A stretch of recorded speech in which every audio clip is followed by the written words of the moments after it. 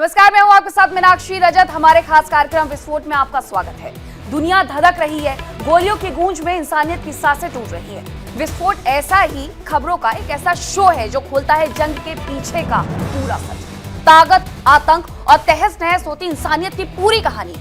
हमारी कोशिश है कि आप तक पहुंचाएंगे दुनिया के कोने कोने की खबर। तो बने रहिए हमारे साथ।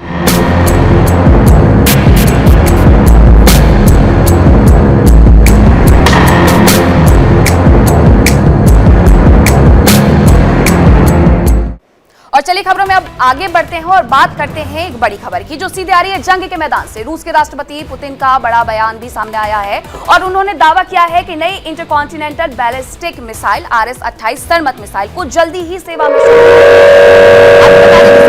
परमाणु हथियारों ले जाने में सक्षम है। अब ये बड़ी बात है कि परमाणु हथियार ले जाने में सक्षम एक मिसाइल को जल्द ही तैनात करने की बात कह दी गई है। यानी कि आने वाले वक्त में आप देख सकते हैं कि यूक्रेन के ऊपर और भी बड़े हमले हो सकते हैं। तो इस वक्त ये बड़ी खबर आ रही है जंग के मैदान से कि कई परमाणु हथियार ले जा सकती है सरमत मिसाइल, जिसे तैनात करने की जो मंजूरी है वो मिल चुकी है। ये कौन सी मिसाइल है वो मैं आपको बता देती हूँ। Intercontinental ballistic missile RS-28 सरमत। और ये मिसाइल, इसकी पावर स्ट्रेटजी क्या है? इसकी पावर स्ट्रेटजी यही है कि ये परमाणु हथियारों को ले जाने में सक्षम है और जल्द ही इसे सेवा में शामिल करने का ऐलान कर दिया गया है, जिसकी वजह से ठीक ये समझा जा सकता है कि परमाणु हथियारों की तैनाती यानी आने वाले वक्त में जो जंग है वो और भी बढ़ने वाली है। ये साफ हो गया है कि जंग को भड़काने के लिए कहीं ना कहीं राष्ट्रपति पुतिन ने ये बड़ा बयान दे दिया है, बड़ा दावा कर दिया है कि ICBM को RS-28 सरमत को जल्द ही सेवा में शामिल कर लिया जाएगा, जो कि परमाणु हथियार ले जा सकेगी। और इसकी तस्वीरें भी आप सामने आ रही है कि आखिरकार ये कौन सी मिसाइल है जिसे अब यहां पर तैनात किया जाएगा। एक और जानकारी आ रही है वो भी मैं आपको बताती हूं। परमाणु हथियारों से जुड़ी सबसे टेस्ट करने वाला है। कैलिफोर्निया के वांडनबर्ग बेस से इसकी लॉन्चिंग होने वाली है। मार्शल द्वीप समूह में मिसाइल का टारगेट होगा। ये सबसे बड़ी जानकारी इसलिए भी हो जाती है कि आखिरकार अब परमाणु हथियारों के लिए अमेरिका क्यों आगे बढ़ते हुए नजर आ रहा है और आखिरकार क्यों मिनटमैन 3 मिसाइल का वो टेस्ट करने वाला है। कैलिफोर्निया के वांडनबर्ग बेस से ये तैनाती होगी, लॉन्चिंग होगी। यानी दो तरीके से आप समझ सकते हैं इसे। एक तरफ रूस भी यही तैयारी कर रहा है, तो दूसरी जो जानकारी आ रही है वो अमेरिका से आ रही है। अमेरिका भी इसी तरीके की तैयारी कर रहा है कि परमाणु हथियारों के मामले में वो अपने आप को और भी ज्यादा शक्तिशाली बनाना चाहते हैं। लेकिन जब इस तरीके के परीक्षण होते हैं तो सवाल भी कई सारे खड़े हो जाते हैं कि क्या आने वाले वक्त में वर्ल्ड वॉर 3 होने वाला है? आखिरकार क्यों इस तरीके की मिसाइलों का परीक्षण किया जा रहा है? अब अगर मैं अमेरिका की बात करूं तो मार्शल द्वीप समूह में इन मिसाइलों का टेस्ट होने वाला है, ये जानकारी भी मिल रही है। और मिनटमैन 3 मिसाइल का ये टेस्ट होने वाला है। दूसरी तरफ रूस ने भी ICBM की तैनाती को लेकर के मंजूरी दे दी है। यानी रूस एक तैयारी कर रहा है और ये हो सकता है कि जो तैयारी की जा रही है वो आने वाले वक्त में यूक्रेन के साथ के युद्ध को और भड़का सकती है और इसीलिए ये की जा रही है। लेकिन अमेरिका की तरफ से जो तैयारी की जा रही है उसके पीछे की वजह क्या हो सकती है ये भी समझना बेहद जरूरी है। आपने देखा होगा पिछले दिनों एक वीडियो जबरदस्त तरीके से वायरल हुआ था जिसमें किस तरीके से जो यूक्रेन के राष्ट्रपति हैं और इसके साथ साथ अमेरिका के राष्ट्रपति हैं वो एक साथ बैठे हुए नजर आते हैं। हालांकि दोनों के बीच में खटपट जरूर होती है लेकिन वो फिर से एक साथ आ जाते हैं। अब ऐसे में सबसे बड़ा सवाल क्या है वो भी समझ लीजिए, क्योंकि दुनिया की महाशक्तियां परमाणु हथियारों की दौड़ में शामिल हो रही है। रूस के मिसाइल टेस्ट करने के बाद अमेरिका ने भी ICBM मिसाइल टेस्ट का ऐलान कर दिया है। बड़े देशों के साथ इस होड़ में छोटे देश भी कहीं ना कहीं शामिल नजर आ रहे हैं, जिससे ये दुनिया ही परमाणु युद्ध की कगार पर पहुंच रही है। दुनिया के कई देशों के पास इतने परमाणु हथियार है जिससे पूरी मानवता को खत्म किया जा सकता है और ये दौड़ अभी भी जारी है। ये जानकारी मिल रही है, रिपोर्ट आपको दिखाते हैं।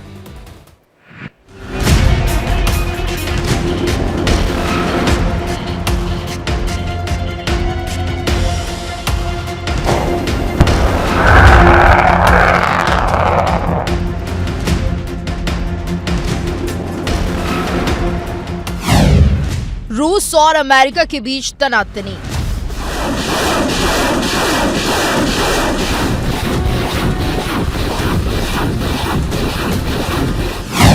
महाशक्तियों में टकराव।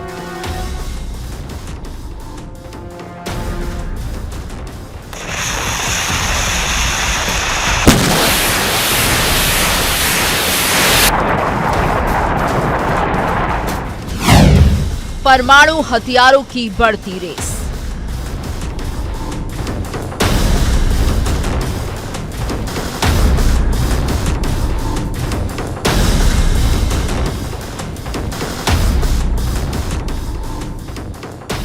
जी हां, बड़े और ताकतवर देशों के बीच तनातनी के बीच दुनिया भर में परमाणु हथियारों की होड़ बढ़ती जा रही है, जिसने दुनिया को तीसरे विश्व युद्ध के मुहाने पर पहुंचा दिया है।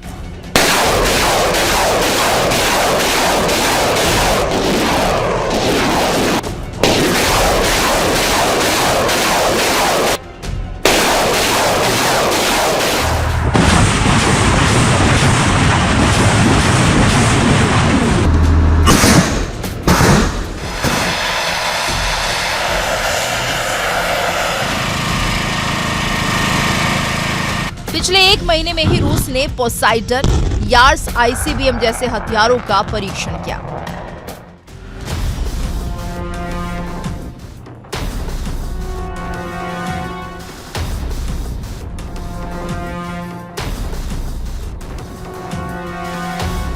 रूस का दावा है कि ये हथियार उसकी सुरक्षा के लिए है, लेकिन जंग के हालात में इसके इस्तेमाल से इनकार भी नहीं किया जा सकता।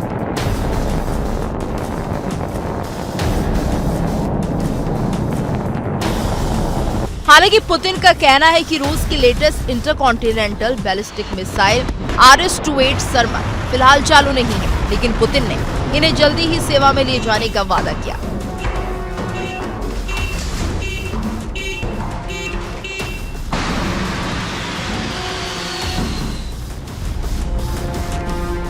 आपको बता दें कि सरमत को शैतान 2 उपनाम दिया गया है और इस उपनाम की ही तरह ये मिसाइल भी एक साथ कई परमाणु हथियार ले जाने की काबिलियत रखती है।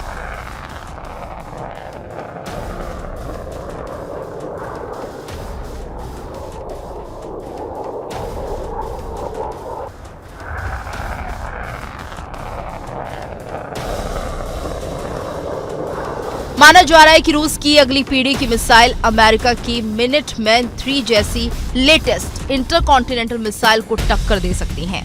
दावा है कि RS-28 का वॉरहेड हिरोशिमा में इस्तेमाल बम से करीब 50 से 80 गुना ज्यादा तबाही फैला सकता है।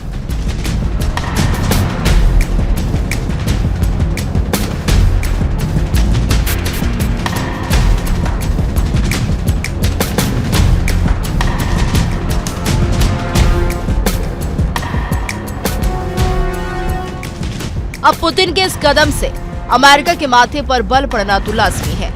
ट्रंप के माथे पर चिंता की लकीरें आ गई हैं। रूसी हथियारों के परीक्षणों के बाद अब अमेरिका भी दबाव में दिख रहा है।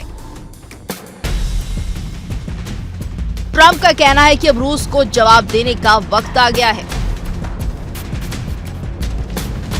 अमेरिका के इस परमाणु परीक्षण का समय तय है।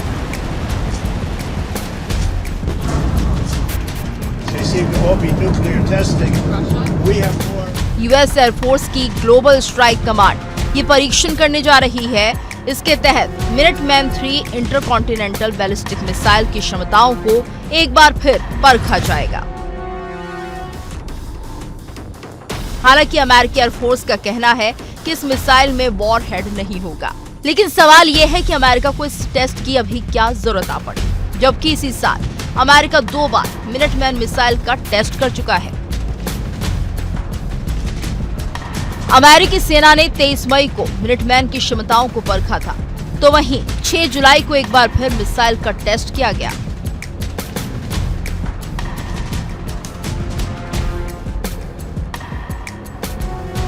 अमेरिका ने टेस्ट की तैयारी कर ली है। उत्तरी प्रशांत महासागर में ये परीक्षण किया जाएगा।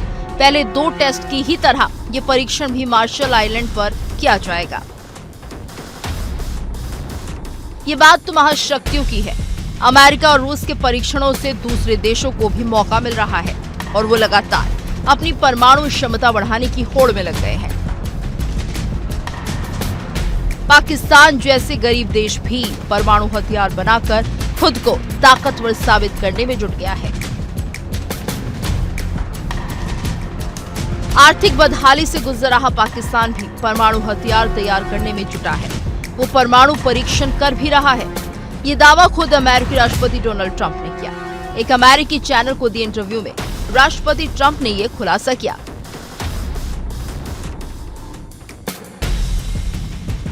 डोनाल्ड ट्रंप के मुताबिक पाकिस्तान परमाणु परीक्षण कर रहा है। जमीन के अंदर किए गए ये परीक्षण ही धरती के ऊपर भूकंप की वजह बन सकते हैं। पिछले दिनों अफगानिस्तान का एक बड़ा इलाका भूकंप से दहल गया था। उधर ईरान भी परमाणु हथियारों की रेस में पीछे नहीं है। ईरान के सर्वोच्च नेता के सलाहकार जावेद लारिजानी ने बड़ा खुलासा किया है। उन्होंने दावा किया कि ईरान 2 हफ्ते से भी कम समय में परमाणु बम बना सकता है।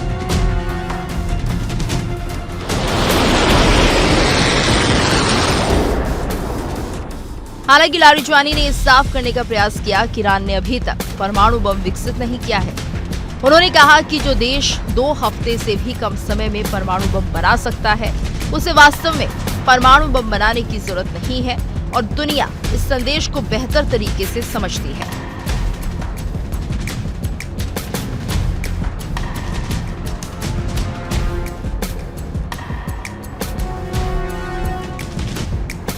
आंकड़ों के मुताबिक अब तक दुनिया भर में 2000 से ज्यादा परमाणु हथियारों के परीक्षण किए जा चुके हैं और इस रेस में सभी देश शामिल हो रहे हैं।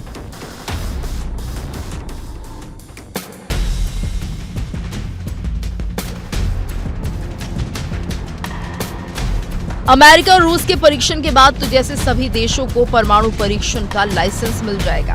साफ है कि परमाणु हथियारों की दौड़ कभी भी विश्व युद्ध का बिगुल बजा सकती है और दुनिया को एक बार फिर तबाही की आग में झोंक सकती है।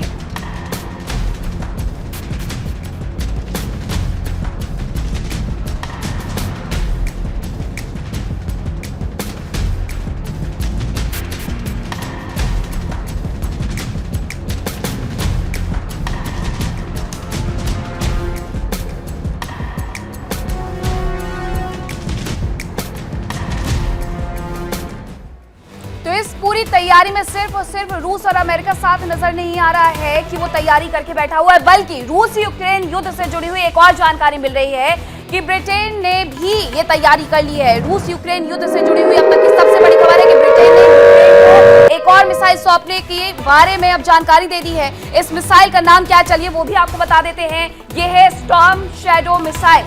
स्टॉर्म शैडो मिसाइल इसे सौंपने की जो बारी है अब वो ब्रिटिशर्स की है, यानी ब्रिटेन की है, और अब वो सौंपने वाले हैं। हवा से जमीन पर ये मार कर सकती है। इस मिसाइल की सबसे बड़ी क्षमता यही है और रूस को कहीं ना कहीं मुंहतोड़ जवाब देने के लिए यूक्रेन को ये मिसाइल सौंपी जाएगी। ब्रिटेन की तरफ से ये बड़ा हमला कर सकता है, रूस में अंदर तक हमला कर पाएगा यूक्रेन, और यही वजह है कि उनकी तरफ से ये मिसाइल सौंपी जाएगी। तो ये अब तक की सबसे बड़ी खबर आ रही है कि हवा से जमीन पर मार करने वाली मिसाइल है ये, जिसे इसे सौंपा जाएगा। इसके साथ की जो तस्वीर आ रही है वो भी हम आपको दिखाएंगे, लेकिन इसके साथ साथ आपको ये भी बता दें कि ये एक बड़ी तैयारी भी है। अब कौन सी है वो तस्वीरें, चलिए वो मैं आपको दिखा देती हूँ। ये वो तमाम तस्वीरें हैं जो ये बता रही हैं कि स्टॉर्म मिसाइल की तैयारी अब पूरी ब्रिटेन की तरफ से कर ली गई है, जिससे वो यूक्रेन को सौंपने वाला है। लेकिन यूक्रेन को आखिरकार सौंपने वाला क्यों है, इसके पीछे की वजह वो मैं आपको आगे बताऊंगी। लेकिन सबसे पहले आप ये तस्वीर देख लीजिए, किस तरीके से इस मिसाइल को सौंपने की जो तैयारी है वो अब ब्रिटेन की तरफ से कर ली गई है। रूस हो, अमेरिका हो या फिर ब्रिटेन हो, सब तरीके से ये तैयारी नजर आ रही है। अब यूक्रेन युद्ध से जुड़ी हुई एक और बड़ी खबर जान लीजिए, जहां सर्दियों में तेज हो सकते हैं रूस के हमले, और यही वजह है कि ये तैयारी की गई है। यूक्रेन पर हमले तेज कर सकता है रूस, बुनियादी सुविधाओं पर हमले की भी आशंका है। यही वजह है कि अमेरिका से लेकर ब्रिटेन तक ये तैयारी यूक्रेन के लिए की गई है। अब ये जानकारी भी मिल रही है क्योंकि आने वाले वक्त में सर्दियां आने वाली हैं और ऐसे में रूस के हमले यूक्रेन पर तेज हो सकते हैं और रूस बुनियादी सुविधाओं पर हमले कर सकता है। ऐसी आशंका जताई जा रही है, ऐसी आशंका जाहिर की जा रही है। यही वजह है कि अब ब्रिटेन की तरफ से भी एक मिसाइल सौंपी जाएगी। किसे सौंपी जाएगी? यूक्रेन को सौंपी जाएगी। ये दो खबरों के माध्यम से आप समझ सकते हैं कि आखिरकार विश्व स्तर पर इस युद्ध में हो क्या रहा है। एक तरफ तैयारी हमने आपको रूस की बताई, दूसरी तरफ तैयारी हमने आपको अमेरिका की बताई, तीसरी तरफ यही तैयारी ब्रिटेन की तरफ से कर ली गई है और ये सहायता यूक्रेन को देने के लिए ये सब कुछ किया गया है। अब आपको ये भी बता देते हैं कि आखिरकार पिछले लंबे समय से चल रही रूस यूक्रेन की जंग खत्म होने का नाम नहीं ले रही है। रूस यूक्रेन पर कब्जा करने के लिए हर तरह की कोशिश में लगा है, तो वहीं यूक्रेन भी अपने मददगारों की बदौलत रूस को हर स्तर पर जवाब दे रहा है। नेटो देश यूक्रेन के बहाने रूस की ताकत को कम करने की कोशिश कर रहे हैं। लेकिन ऐसे में सवाल यही है कि विश्व कहीं ये जंग विश्व युद्ध में ना तब्दील हो जाए, पूरे विश्व को ही इसमें ना झुकना पड़ जाए, ना झोंक दिया जाए। देखिए इसको।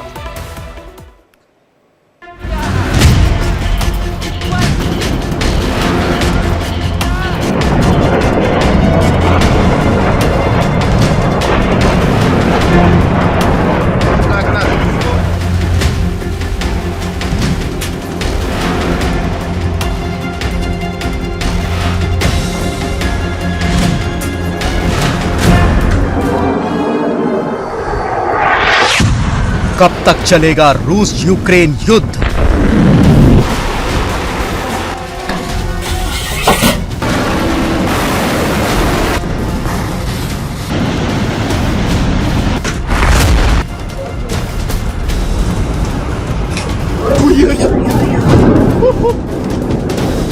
मानने को तैयार नहीं रूस।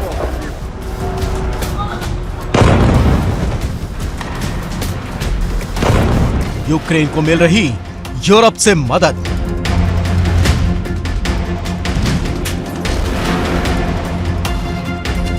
करीब 3.5 साल से चल रही रूस और यूक्रेन के बीच की जंग अब तक बेनतीजा साबित हो रही है।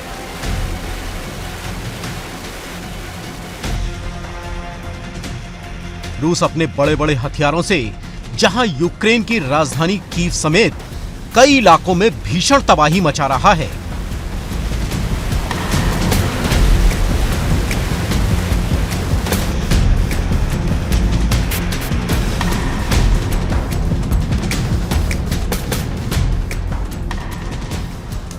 तो वहीं यूक्रेन भी नेटो देशों से मिले हुए हथियारों की बदौलत रूस को माकूल जवाब दे रहा है।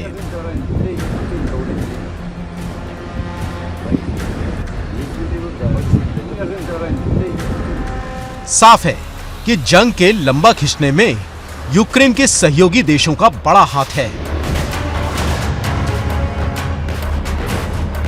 यूक्रेन के सहयोगियों की फहरिस्त काफी लंबी है।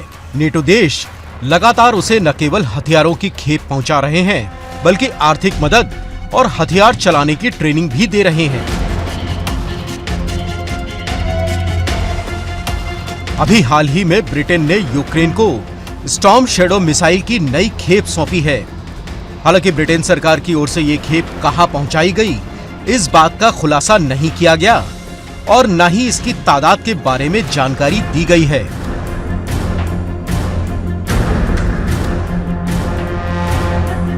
अधिकारियों के मुताबिक मिसाइलों की इस खेप से सर्दियों के दौरान यूक्रेन को रूस के खिलाफ जंग में काफी मदद मिलेगी, क्योंकि ऐसी आशंका जताई जा रही है कि ठंड के दौरान रूस यूक्रेन पर हमले तेज कर सकता है।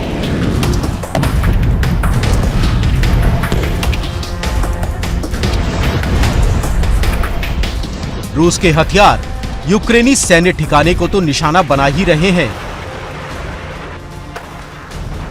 वो बिजली और पानी जैसी बुनियादी सुविधाओं को भी नेस्तोनाबूद करने की कोशिश कर सकते हैं।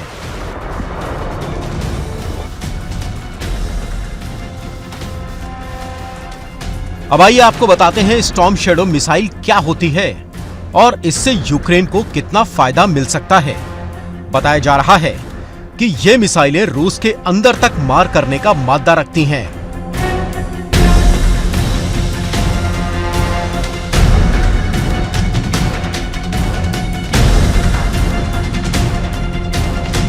एक रिपोर्ट के मुताबिक इन मिसाइलों को फाइटर जेट्स के जरिए हवा से जमीन पर छोड़ा जा सकता है। खास बात यह है कि ब्रिटेन की ओर से दी गई इन मिसाइलों की डिजाइन ऐसी है कि ये यूक्रेन के लड़ाकू विमान से आसानी से छोड़ी जा सकती हैं। यूक्रेन अब तक कई बार स्टॉर्म शैडो मिसाइल से ही रूस को भारी नुकसान पहुंचाने का दावा कर चुका है। अक्टूबर में ही यूक्रेन ने इन मिसाइलों से रूस के औद्योगिक इलाकों पर हमले का दावा किया था। इसके अलावा इन मिसाइलों से ही रूस के ब्रायंस्क इलाके में दर्जनों मकानों को नुकसान पहुंचाने की बात कही गई थी। ब्रिटेन के अलावा अमेरिका भी हर स्तर पर यूक्रेन की मदद के लिए तैयार दिखाई दे रहा है। पेंटागन ने यूक्रेन को टॉम हॉक क्रूज मिसाइलें देने की तैयारी कर ली है। हालांकि अभी इस प्रस्ताव पर राष्ट्रपति ट्रंप की मुहर का इंतजार है।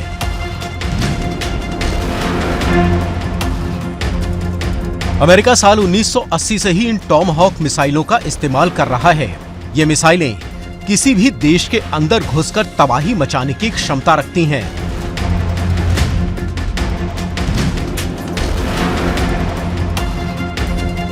इन मिसाइलों की रेंज करीब 2500 किलोमीटर है और ये किसी भी डिफेंस सिस्टम को चकमा दे सकती हैं। यानी किसी भी डिफेंस सिस्टम के लिए इन मिसाइलों से पार पाना लगभग नामुमकिन है। अमेरिका इन मिसाइलों का इस्तेमाल सबमरीन या युद्धपोतों से करता रहा है। हालांकि क्रेमलिन की ओर से कहा गया है कि अगर अमेरिका ने यूक्रेन को टॉम हॉक मिसाइलें दी तो रूस और यूक्रेन के रिश्ते बेहद खराब स्तर तक पहुंच सकते हैं।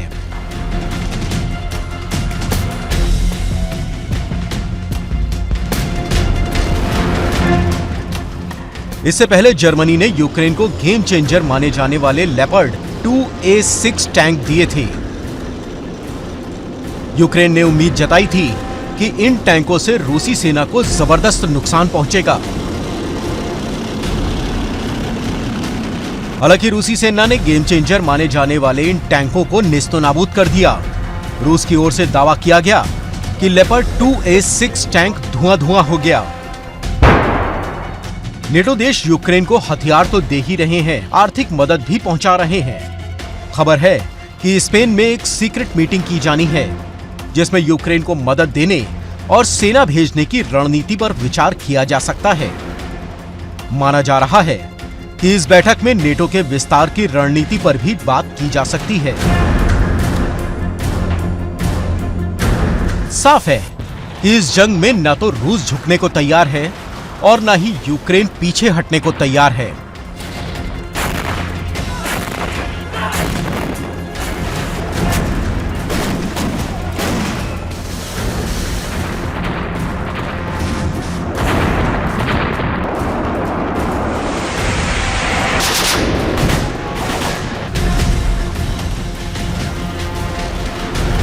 यूरोपीय देश और अमेरिका यूक्रेन के बहाने रूस की ताकत को कम करने की कोशिश कर रहे हैं।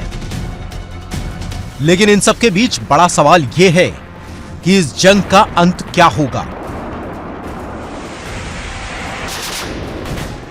कहीं ऐसा तो नहीं कि ये जंग तीसरे विश्व युद्ध का आगाज बन जाएगी। इस बात को पूरी तरह सही नहीं माना जा सकता। Bureau report, India daily.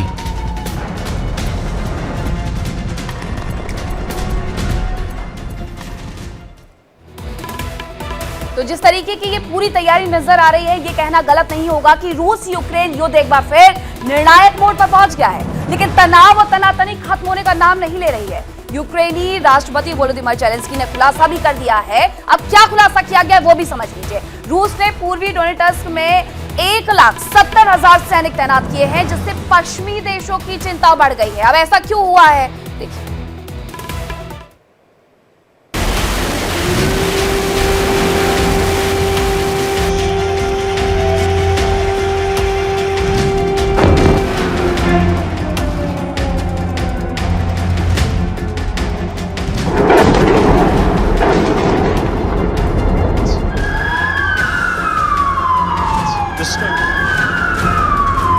रूस यूक्रेन युद्ध अब भी जारी है। साल 2022 से चले आ रहे इस युद्ध में अब तक हजारों लोग मारे जा चुके हैं।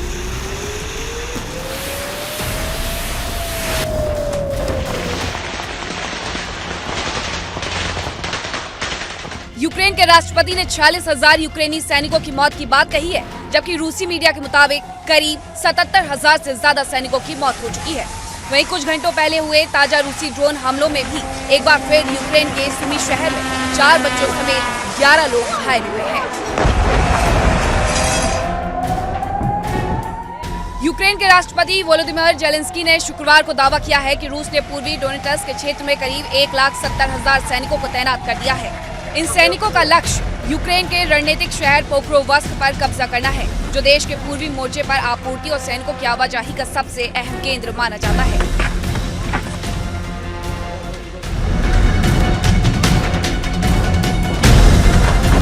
जेलेंस्की ने कहा पोक्रोवस्क में स्थिति कठिन है। उन्होंने ये भी दावा किया कि कुछ रूसी टुकड़ियां शहर में घुस आई हैं, लेकिन यूक्रेनी बल उन्हें पीछे धकेल रहे हैं। राष्ट्रपति ने रूस के उन दावों को सिरे से खारिज कर दिया जिनमें कहा गया था कि पोक्रोवस्क शहर की घेराबंदी हो चुकी है।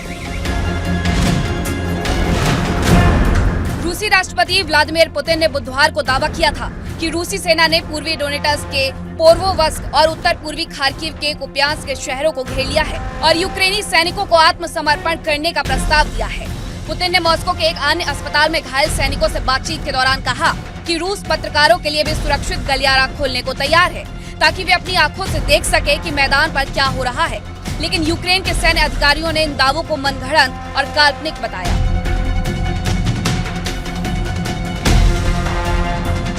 यूक्रेन के पूर्वी सेना के प्रवक्ता हीहोरी शापोवाल ने बताया कि पोर्वोवस्क में हालात मुश्किल हैं, लेकिन नियंत्रण में हैं।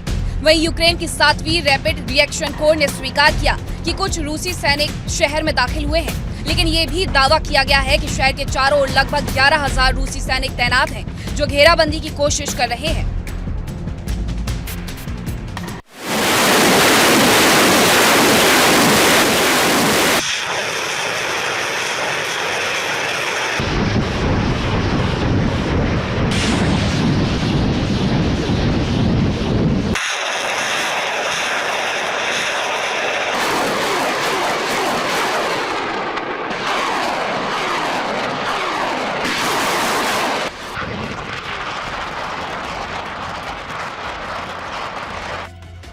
इसी बीच कनाडा की मीडिया संस्था ग्लोबल न्यूज की रिपोर्ट में खुलासा हुआ है कि कनाडा में बने स्नाइपर राइफल्स रूस के सैनिकों के हाथों में पहुंच गए हैं, जबकि इन पर पश्चिमी देशों ने प्रतिबंध लगा रखा था।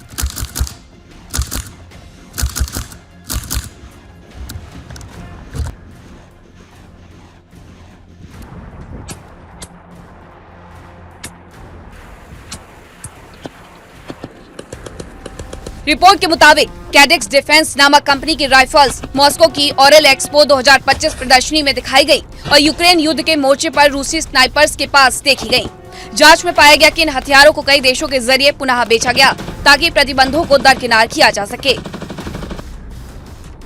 यूक्रेन ने यह भी दावा किया है कि उसकी सेना ने रूस के भीतर एक परमाणु क्षमता वाली ओरेशिन्क हाइपरसोनिक बैलिस्टिक मिसाइल को नष्ट कर दिया है।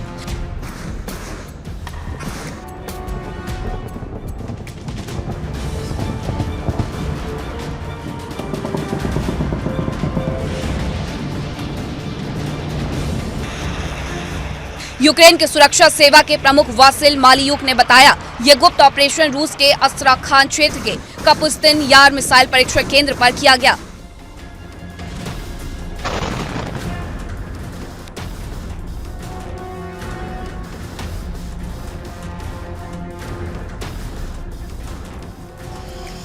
ये 100% सफल रहा। इस ऑपरेशन में यूक्रेनी सैन्य खुफिया एजेंसी और विदेशी सहयोगी खुफिया नेटवर्क ने भी भाग लिया।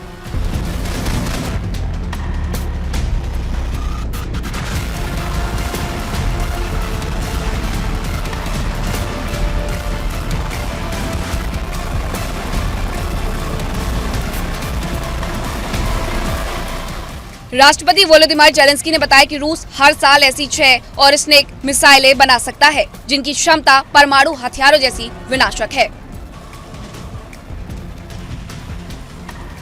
Bureau report, India daily.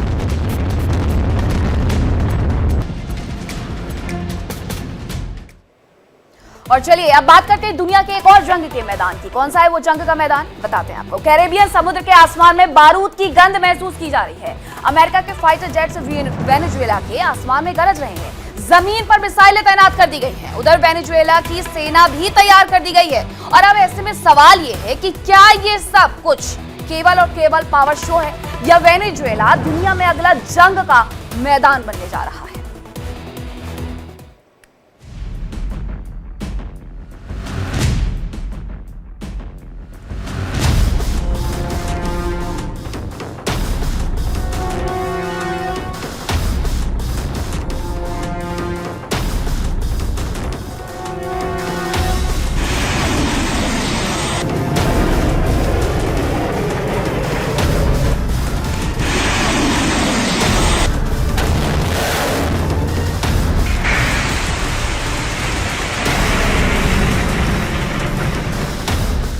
ये है वो धमकी जिसने पूरी दुनिया के सियासी गलियारों में आग लगा दी है।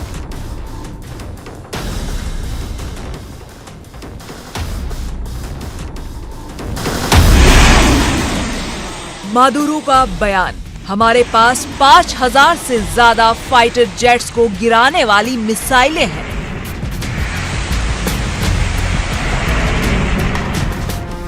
मादुरो के इस भड़काऊ बयान के बाद वेनेजुएला और अमेरिका के बीच हालात लगातार बिगड़ते जा रहे हैं।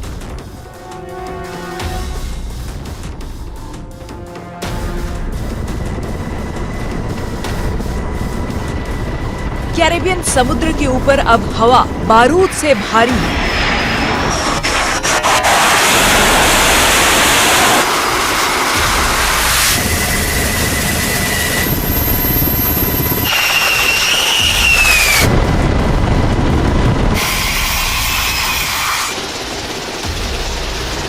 अमेरिकी बेड़ा पहले से ही वहां तैनात है।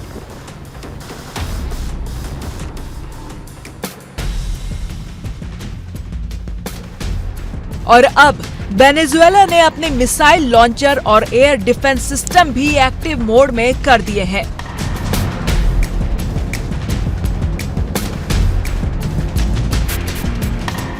अमेरिका ने ड्रग कंट्रोल्स के खिलाफ अभियान तेज करते हुए कैरेबियन में करीब 4500 सैनिकों की तैनाती कर दी है। ड्रग्स के रास्तों को बंद करने के नाम पर अमेरिकी नौसेना ने कई वेनेजुएला नाव को निशाना बनाया।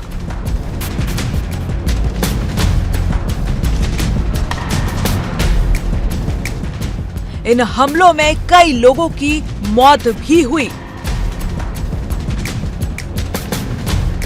लेकिन वेनेजुएला का दावा है, मारे गए लोग ड्रग्स तस्कर नहीं बल्कि निर्दोष नागरिक थे।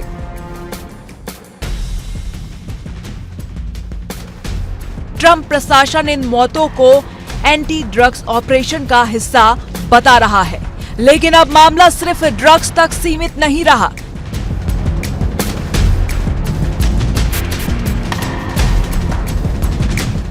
ये मामला है राष्ट्रीय प्रतिष्ठा का, शक्ति प्रदर्शन का और शायद आगामी जंग का।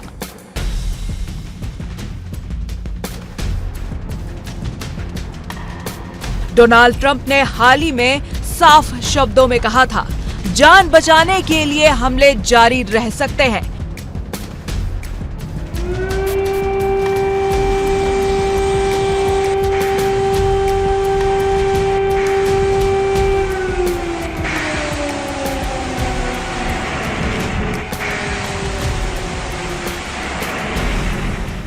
ट्रंप ने यह भी खुलासा किया कि उन्होंने CIA को वेनेजुएला में गुप्त अभियान चलाने की मंजूरी दे दी है। यानी अब अमेरिका सिर्फ आसमानी हमला नहीं बल्कि जमीनी कार्रवाई पर भी विचार कर रहा है।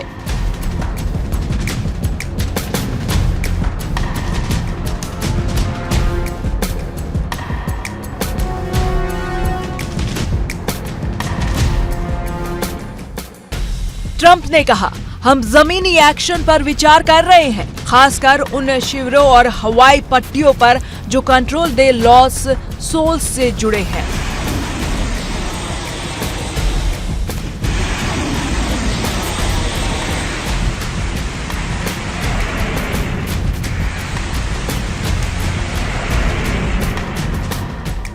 दरअसल कंट्रोल दे लॉस सोल्स वेनेजुएला का एक कुख्यात ड्रग्स नेटवर्क है जिसे अमेरिका ने एक आतंकी संगठन घोषित कर रखा है। और ट्रंप ने सीधे तौर पर मादुरो को ही इस नेटवर्क का सरगना बताया है।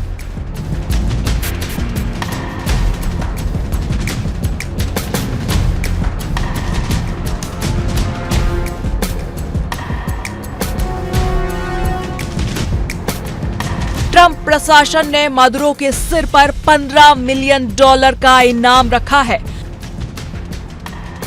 अमेरिकी खुफिया एजेंसियों के मुताबिक मादुरो के शासन में ड्रग्स का कारोबार देश की सेना से लेकर पुलिस तक में फैला हुआ है। लेकिन मादुरो कहते हैं ड्रग्स का नाम लेकर अमेरिका वेनेजुएला पर कब्जा करना चाहता है।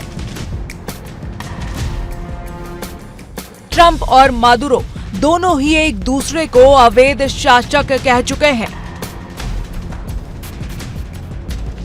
और अब ये टकराव सिर्फ बयानबाजी तक ही नहीं रहा, मैदान तय हो चुका है, कैरिबियन का आसमान।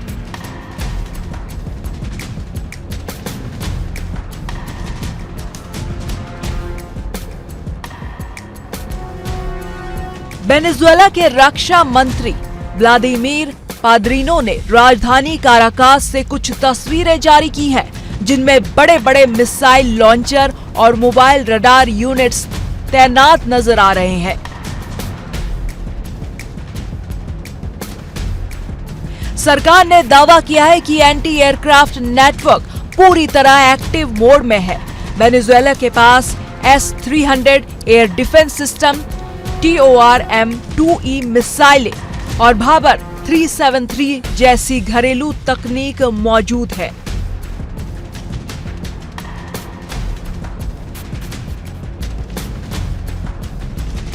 पांच 5,000 से ज्यादा विमान गिराने में सक्षम मिसाइलें S-300 और भाबर 373 डिफेंस सिस्टम, TORM-2E और book M2 mobile launcher, Caribbean तट पर एंटी शिप रडार।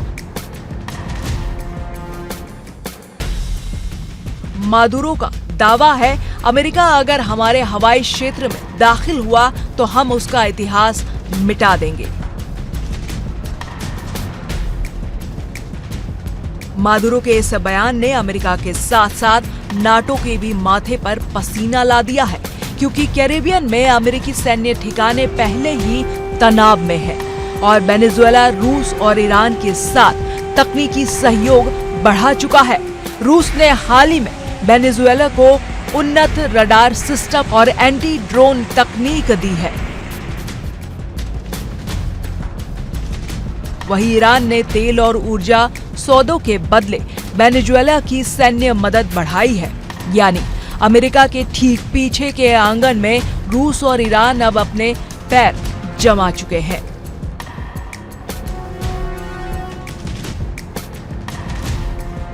विशेषज्ञ कह रहे हैं ये नया कोल्ड वॉर है, जहां रूस, चीन और ईरान वेनेजुएला के पीछे खड़े हैं और अमेरिका अपने पुराने वर्चस्व को बचाने की कोशिश में है।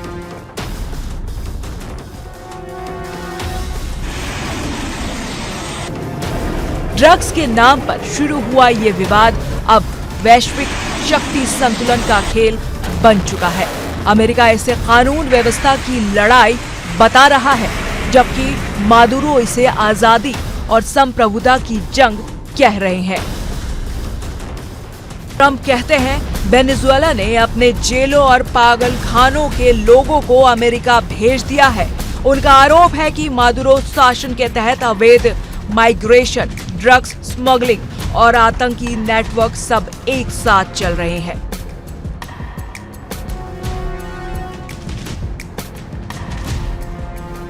दूसरी तरफ मादुरो का जवाब है ट्रंप झूठ फैला रहे हैं। अमेरिका हमें अस्थिर करके हमारे तेल संसाधनों पर कब्जा करना चाहता है।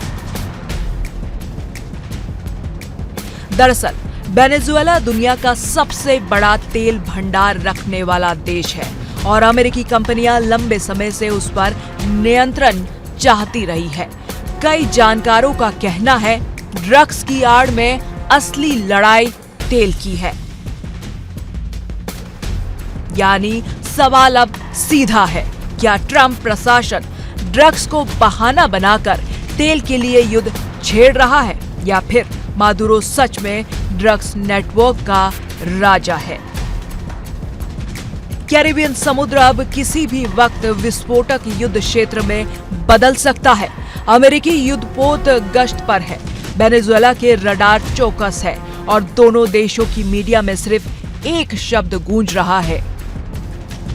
अमेरिका का इतिहास गवाह है, इराक, सीरिया, लीबिया, अफगानिस्तान, हर बार मानवता या ड्रग्स के नाम पर किसी ना किसी देश पर हमला हुआ। अब वही कहानी कैरेबियन के किनारे लिखी जा रही है। तो क्या आने वाले दिनों में वेनेजुएला और अमेरिका के बीच युद्ध तय है? क्या ये टकराव सिर्फ सीमित ऑपरेशन तक रहेगा या फिर दुनिया एक नए कोल्ड वॉर में प्रवेश कर चुकी है? एक बात तय है, मादुरो के 5000 मिसाइलों वाले बयान के बाद कैरेबियन अब सिर्फ नीला समुद्र नहीं बल्कि बारूद की झील बन चुका है।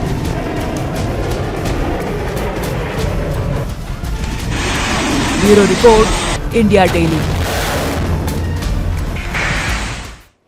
और विस्फोट में एक और खबर अब आपको पाकिस्तान से बताते हैं। पाकिस्तान के क्वेटा इलाके में एक बार फिर से जबरदस्त धमाका देखने को मिला है, जिसकी वजह से पाकिस्तान पूरी तरीके से थर्राया हुआ नजर आ रहा है। अब ये पूरी जानकारी क्या है, चलिए आपको बता देते हैं। पाकिस्तान का कौन सा वो शहर है जहां पर यह धमाका हुआ है? ये है पाकिस्तान का क्वेटा, जहां पाकिस्तानी सेना के ट्रक पर यह हमला हुआ। किस तरीके से यह हमला हुआ है और उसके बाद किस तरीके से पूरा जो ये इलाका है वो धुआं धुआं हो गया है। इन तस्वीरों में आप देख सकते हैं कि किस तरीके से ये पूरा इलाका धुआं धुआं हो चुका है। क्वेटा में ये सब कुछ हुआ है, लेकिन पाकिस्तान की यही कहानी है जिसने आतंकियों को पहले तो कहीं ना कहीं ऊपर उठाया और अब वही उनके लिए सर का दर्द बन चुके हैं।